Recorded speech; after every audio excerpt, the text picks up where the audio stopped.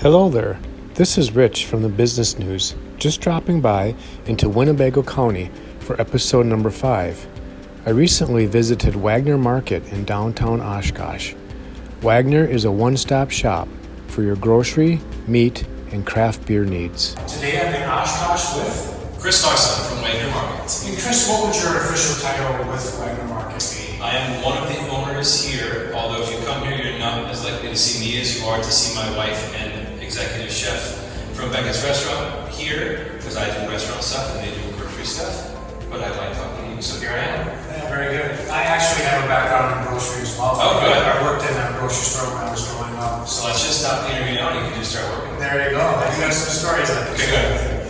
First off, why downtown Oshkosh? Sure. That's easy. I mean, not every city gets to have a corner grocery like they used to, but they used to.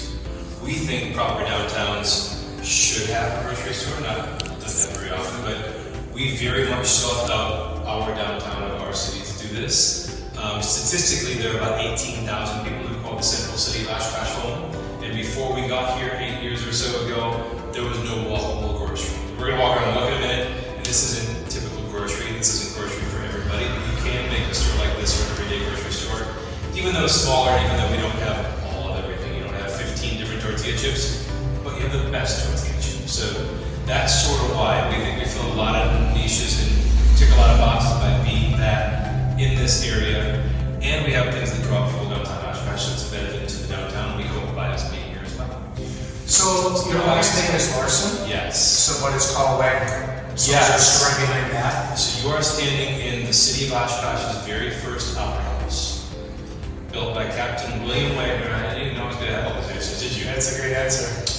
William Wagner built this building. The iteration that stands here currently is 1874, so this was built in 1874. It burned down twice before that in both great fires of Oshkosh.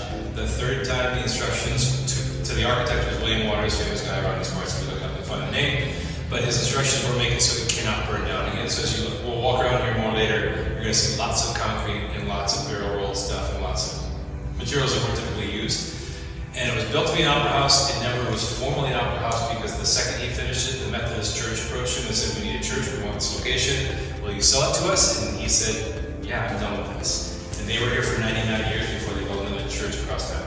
So this is the Wagner Opera House named after Captain William Wagner, and it was only ever a Methodist church. Have you ever had thoughts of changing the name at all? To what? To something other than Rich's Grocery Store? Yeah, there you go. No, we were very briefly called Ski's Meat Market, which was a company in Stevens Point, and we were affiliated with them. We wound up very quickly doing an awful lot more than just being a meat market, as you saw walking around here, so it didn't make any sense to be that. So I think a year and a half-ish or so in, we broke off from them, did even more stuff that's not meat marketing, and found the appropriate name. So we think that's a great name to pay tribute to who we are, where we are, and what we are. So what are you known for here at Wagner's?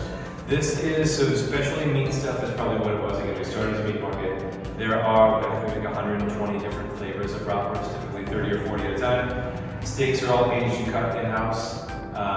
Beyond that, there's a gorgeous deli in front, which we can see in a second. We're about the only place to buy boar's head meats and cheeses anywhere near here.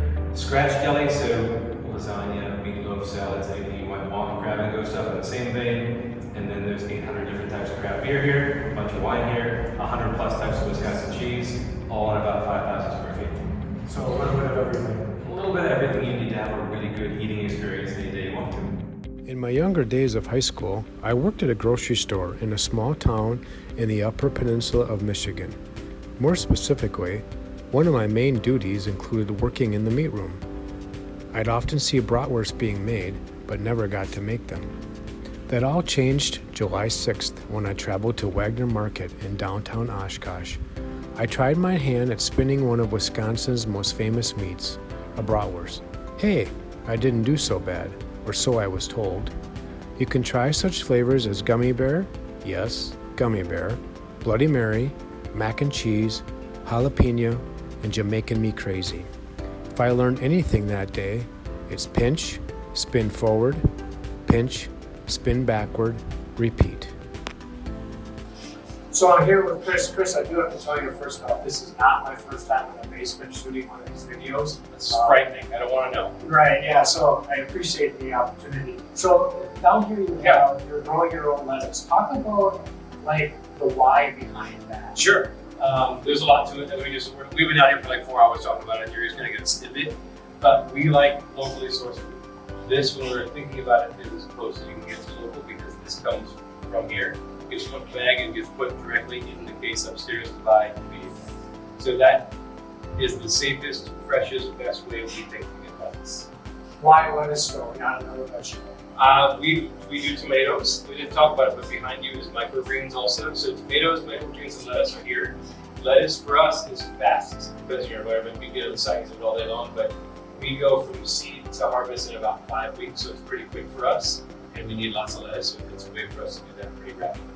Can you talk about the different racks and the process of growing it actually? Yeah, so this is, I think, the third iteration of the farm. It's been a few different places down here. We've been doing this about 7 years, and this works pretty well. So very basically, there's 4 mowing racks here.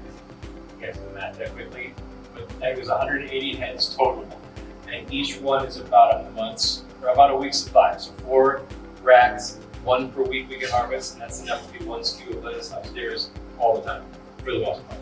We just said we're almost sold out because they're 4th of July, but usually we can keep up with that supply, and it's a big enough area to do what we need upstairs. They're constantly being watered with plants. These get watered 100% of the time, they get nutrients all the time. I feel like it's pretty humid down here too. Is that Hopefully, yeah. So you pump that in, or No, is it this just is- natural? It took us a little bit of time to figure out exactly how there's a fan we've turned it off and the door that shuts just to control that a little bit. But it's pretty forgiving hydroponics because you can control so many aspects of it, because you can control the nutrients, the light, the length of the day, and that's what helps it grow faster and cleaner and better. Now, what do people tell you when you try the lettuce? People really like it. Don't read about it. Is it the best lettuce you'll ever eat? I don't ever make that claim. There's lots of lettuce.